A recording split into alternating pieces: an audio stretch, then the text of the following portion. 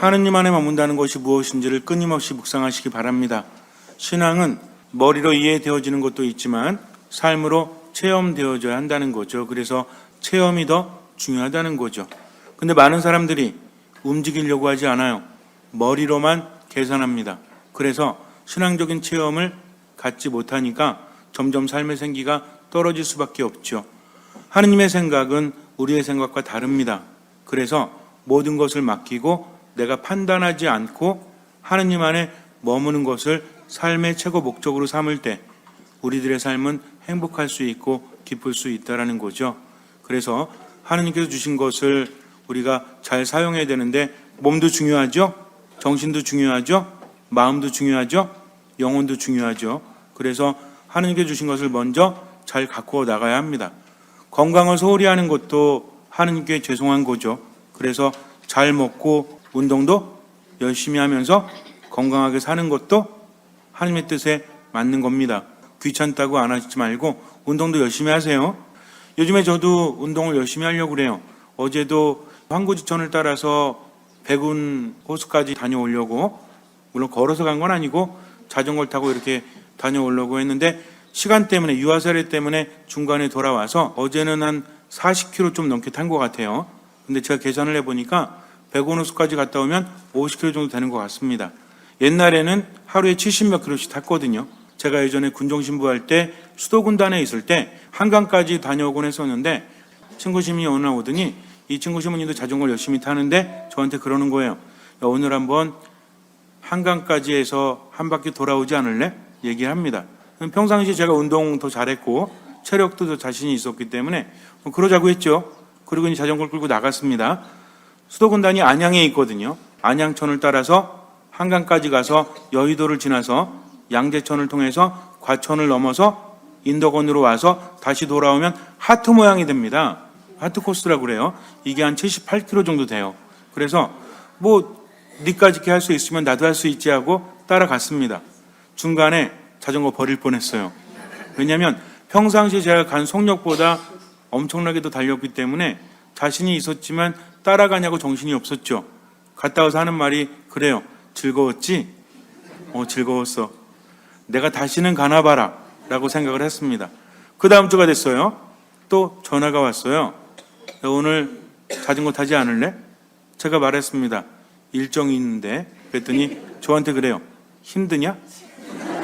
갑자기 자존심이 팍 상하죠. 왜냐하면 제가 평상시에도 운동도 잘했고 체력도 좋았기 때문에 안 힘들어. 그랬더니 타재요. 좋아. 그랬습니다. 이 오기를 부리다가는 고생만 하는데 또 탔어요. 돌아오면서 내가 다시는 타나 봐라 라는 생각을 했습니다. 돌아왔죠. 일주일이 지났어요. 금요일 날 오후가 되었습니다. 전화가 또 와요. 여보세요? 자전거 탈래? 오늘은 일정이 있는데 힘드냐? 아닌데? 또 탔어요. 3번 타고 왔더니 이제는 뭔가 좀 대책을 세워야 될 것 같아요. 제가 체력도 좋고 운동도 잘하는데 왜 나는 힘들고 쟤는 즐겁지?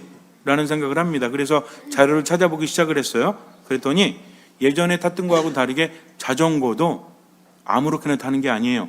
우선은 자전거 타이어에 보면 PSI라고 써 있죠? 이게 뭐냐, 압력 얘기하는 겁니다.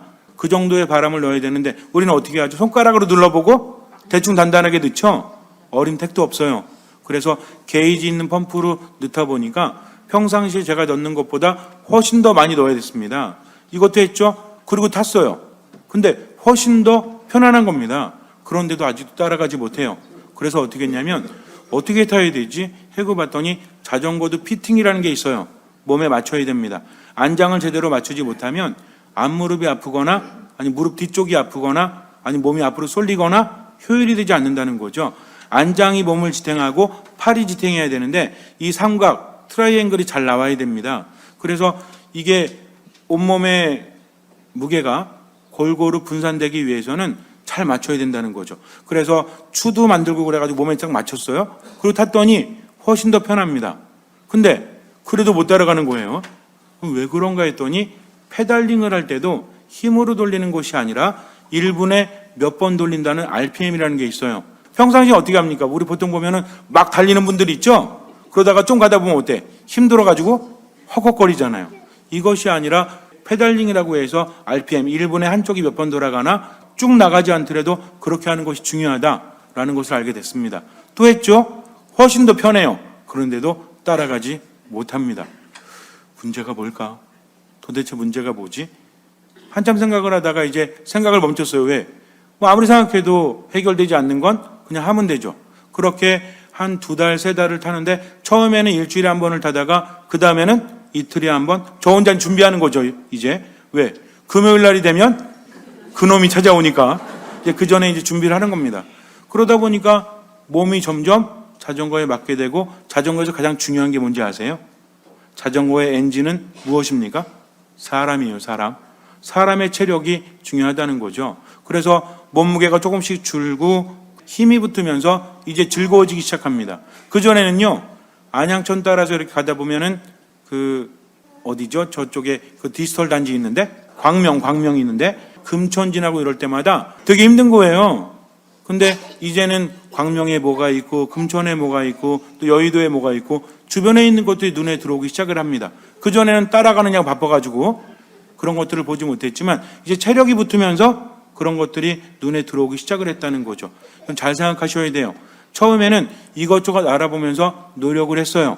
그러면서 나중에는 체력이 붙으니까 이제 힘든 것이 아니라 무엇이 됩니까? 즐거움이 되어갔다는 거죠. 그래서 예전에는 금요일만 되면 노이로제, 목요일 저녁부터 밤에 꿈도 꿔서 힘드냐? 근데 이제는 어때요? 그 이야기를 친구가 하지 않아요. 왜냐하면 제가 조금씩 앞으로 나갔기 때문입니다. 무슨 얘기입니까? 아는 것과 체력을 키워가면서 생명력이 높아질수록 주변의 힘겨움조차도 즐거움이 될 수 있다는 거죠. 인생도 마찬가지예요. 우리가 살아가면서 때로는 고통스럽고 힘든 것들이 많지만 다시 한번 생각해 봐야 돼요. 하느님께 기도할 때도 주님, 이 고통이 사라지게 해주십시오. 이 고난을 제가 피해갈 수 있도록 해주십시오. 라기보다는 오히려 이 고통을 이겨낼 수 있도록 함께 해주십시오. 저에게 생명력이 넘쳐 흐를 수 있도록. 삶이라는 게 그렇습니다. 자꾸만 회피하다 보면요, 처음에는 좀 힘들어서 회피하죠. 그 다음에는 그거보다 더 작은 고통도 이겨내지 못해요. 그러나 인간은 성장하지 않습니까? 체력도 성장하고 정신도 성장하죠. 처음에는 책 같은 거 읽을 때도 막 어렵고 힘들지만 자꾸 읽다 보면 어때요? 점점 읽는 속도도 빨라지지 않습니까? 무엇이든지 늘어난다는 거죠. 그런데 우리는 자꾸만 고통이 사라지길 바란다면 이것은 올바른 기도가 아니라는 거죠. 기도도 겸손해야 됩니다. 내게 주어지는 모든 것들은 하나의 무엇이다? 신호이다. 그 안에서 깨닫기를 바라신다면 나는 그 신호가 사라지길 바라는 것이 아니라 그것을 통해서 무엇을 얻을 수 있는지. 그런데요, 인간이 깨닫고 잘 되는가 하면 또다시 돌아갈 때가 있죠. 한참 자전거 타면서 한 3년, 4년 이렇게 하다가 이제 제대하고 나서 본당으로 나가서는 또 타지 않았어요. 그러니까 또 어때?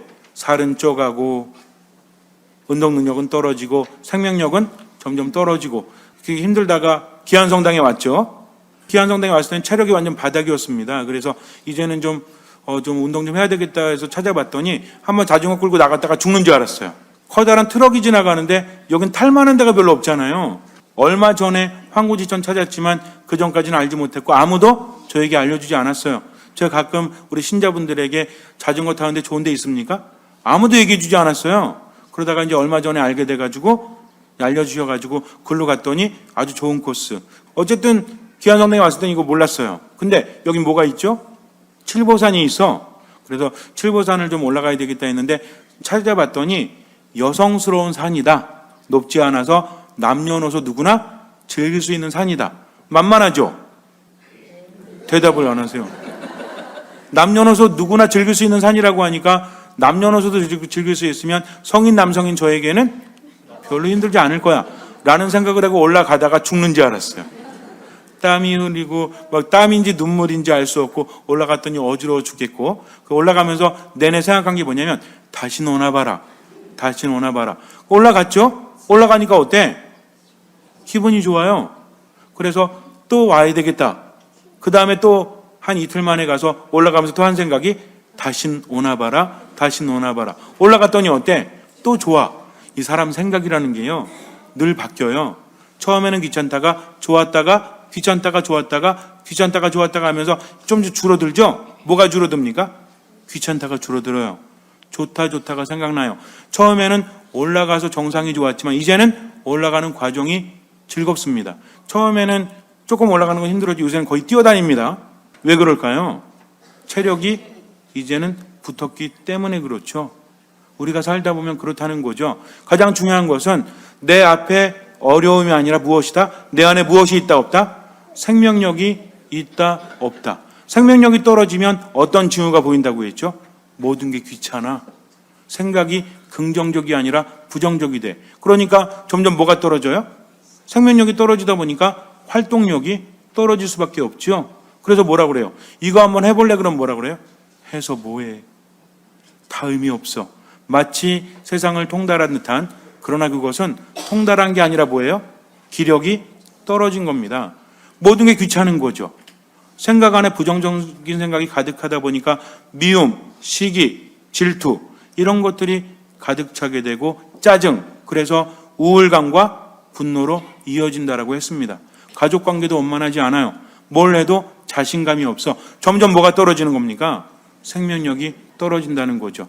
여러분들은 생명력이 넘칩니까? 안 넘칩니까? 생명력이 넘쳐야 돼요. 이 얘기했더니 또 오늘부터 열심히 운동해야지. 운동도 중요하지만 하느님 안에 머무는 거죠. 우리 생명의 원천은 누구십니까?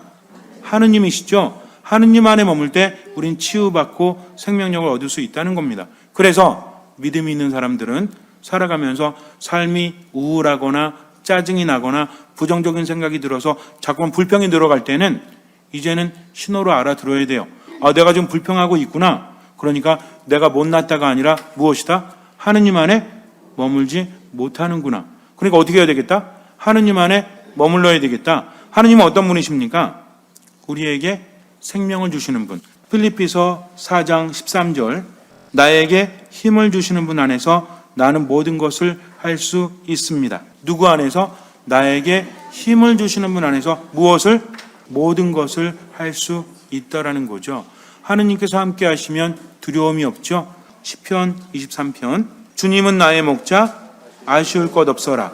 푸른 풀밭에 나를 쉬게 하시고 잔잔한 물가로 나를 이끄시어 내 영혼에 생기 돋우어 주시네. 어둠의 골짜기를 간다 하여도 당신 함께 계시오니 두려울 것 없나이다. 당신의 막대와 지팡이 저에게 위안이 되나이다. 어둠의 골짜기라는 것은 죽음의 골짜기를 의미합니다. 그런데 두려울 것이 없죠? 왜 그래요? 당신 함께 계시오니. 정말 중요합니다. 그래서 하느님께서는 내 영혼에 생기를 돋우어 주시는 분이고 또 그분 안에서 나는 힘을 얻을 수 있다. 왜? 힘을 주시는 분은 누구시기 때문에? 하느님이시기 때문입니다. 우리에게 정말 필요한 것은 오로지 한 가지뿐이죠. 무엇입니까? 하느님 안에 머무는 것. 오직 하느님만으로 충분하다라고 우린 기도할 수 있어야 합니다. 하느님을 얻은 사람은요, 세상 모든 것을 얻은 것이기 때문에 그래요. 그래서 믿음 있는 사람은 어떤 사람이다? 하느님 안에 머물기를 추구하는 사람이다. 삶의 목적이 있어야 된다는 거죠. 신앙인들에 가서 묻습니다. 당신은 세상을 왜 사십니까? 저요, 보람되게 해요. 저요, 착하게 해요. 저요, 아무렇게 하게 해요. 이것이 아니라 우리들의 목적은 뭐죠? 하느님 안에 머무는 겁니다. 그러면 하느님 안에 머무는 사람의 특징은 뭐죠?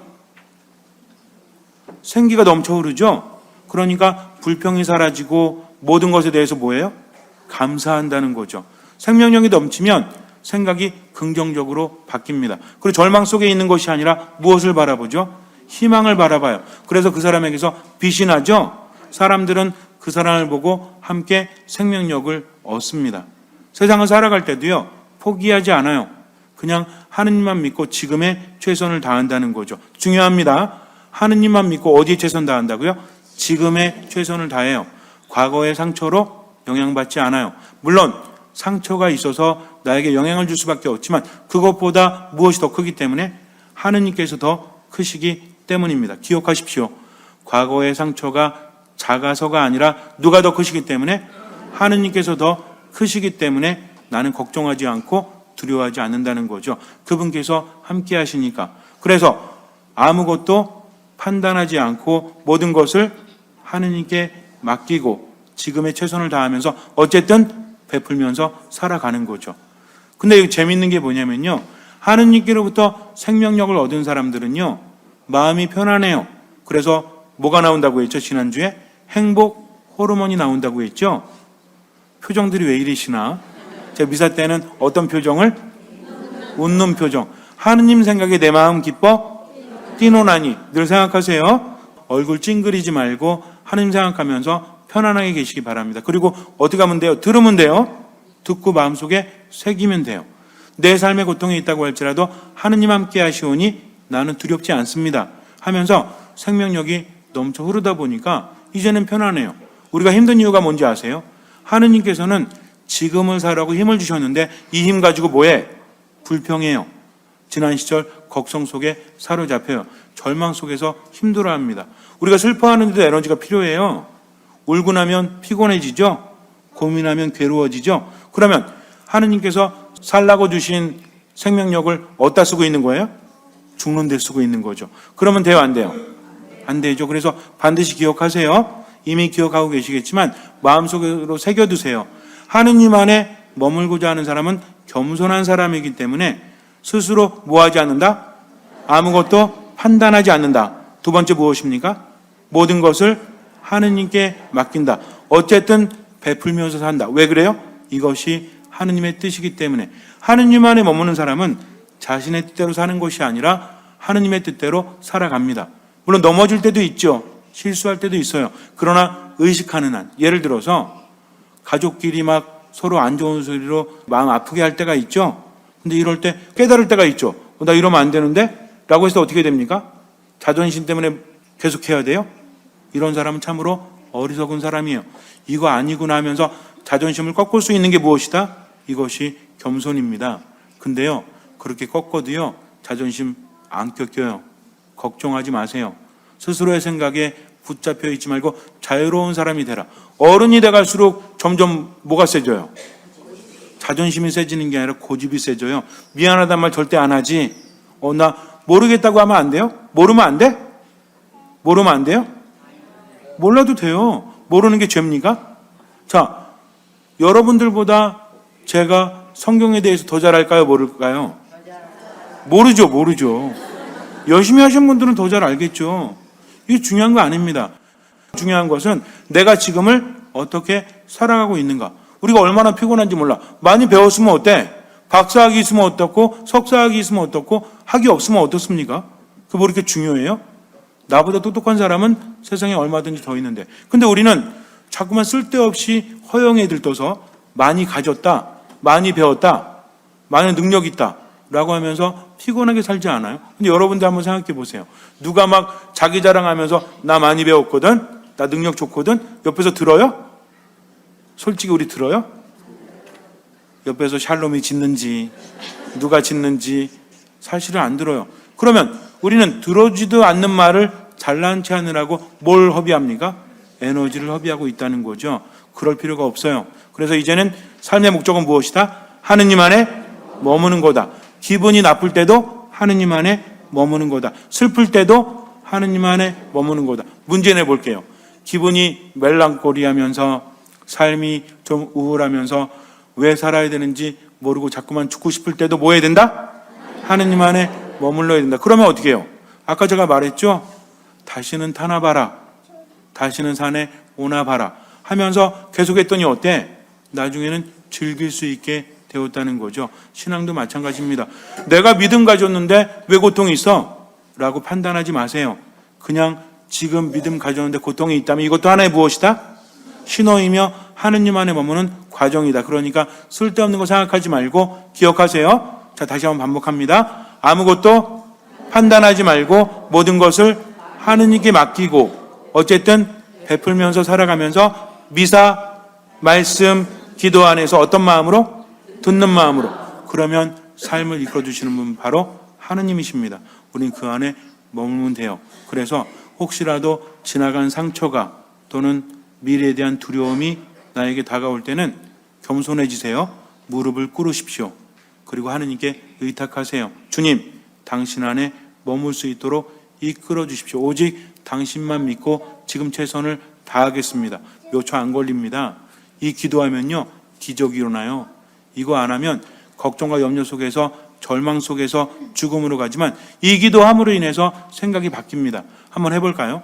혹시라도 지금 마음속에 힘겨움이 있거나 두려움이 있거나 절망감이 있다면 저를 따라하세요. 아니, 그거 엎드려도 따라하세요. 주님, 손을 모으시고 주님, 저로 하여금 당신 안에 머물 수 있게 하소서. 모든 것을 맡깁니다. 저는 당신만으로 충분합니다. 이렇게 기도하세요. 그러면 그 순간부터 모든 것들이 바뀌고요. 내 얼굴에는 편안함이 깃들어요. 어차피 걱정할 필요가 없는데 예수님 뭐라고 하셨어요? 내일 걱정은 내일이 하도록 맡기라고 했으니까 오늘은 오늘만 살면 돼요. 그렇다고 하루살이처럼 살라는 게 아니라 무슨 얘기인지 아시죠? 꼭 제가 여러분들한테 먼떡같이 말해도 여러분들 어디까지 알아들으시면 돼요? 찰떡같이 알아들으시면 돼요. 그래서 오늘 이 얘기했더니 집에 가서 자전거 타야 되겠다, 산 타야 되겠다. 이것도 중요하지만 더욱더 중요한 건 뭡니까? 하느님 안에 머무는 것이죠. 잠시 눈을 감으세요. 나에게 힘을 주시는 분 안에서 나는 모든 것을 할 수 있습니다. 주님은 나의 목자, 아쉬울 것 없어라. 푸른 풀밭에 나를 쉬게 하시고 잔잔한 물가로 나를 이끄시어 내 영혼에 생기 돋우어 주시네. 어둠의 골짜기를 간다 하여도 당신 함께 계시오니 두려울 것 없나이다. 오로지 하느님께 모든 것을 맡기십시오. 아무것도 판단하지 마십시오. 어쨌든 베풀면서 오늘을 살아가십시오. 미사, 말씀, 기도 안에서 듣는 마음으로 살아가십시오. 주님께서는 그 믿음을 보시고 우리 삶에 놀라운 기적을 일으켜 주실 것입니다. 아멘.